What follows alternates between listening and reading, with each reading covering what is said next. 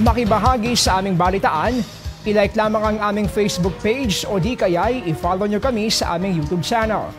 Para naman sa inyong comments, suggestions at public service announcement, mag-email lamang dito sa IBC. At yan ang mga makabuluhang balitang aming nagkalap. Muli po kaming magbabalik bukas. Maraming salamat, Pilipinas. Ako po si Brian Castillo at ito ang IBC Tutok 13. Kaibigan ng bayan, kaibigan ng katotohanan.